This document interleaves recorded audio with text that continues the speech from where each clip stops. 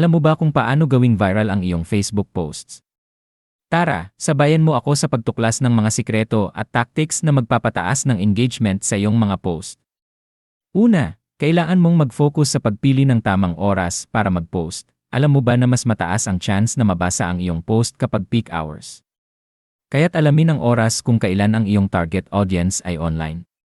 Pangalawa, huwag kalimutang gamitin ang eye-catching visuals. Ang mga vibrant colors at engaging images ay magpapataas ng pag-click at pag-like sa iyong post kaya't siguraduhing attractive ang iyong mga graphics. Pangatlo, huwag matakot mag-engage sa iyong audience. Makipag-usat sa kanila, magtanong, at pakinggan ang kanilang feedback. Ang pakikisalamuha ay magbibigay daan sa mas malalim na koneksyon at mas mataas na engagement. At huli, huwag kalimutang gamitin ang trending topics at hashtags. Makisabay sa mga usapin na kinahuhumalingan ng mga tao para mas madaling mapansin ang iyong post. Kaya tandaan, sa tamang oras, eye-catching visuals, pakikisalamuha sa audience, at paggamit ng trending topics, siguradong magiging viral ang iyong Facebook posts. Sama-sama tayong magparami ng engagement at magpakalat ng good vibes sa social media.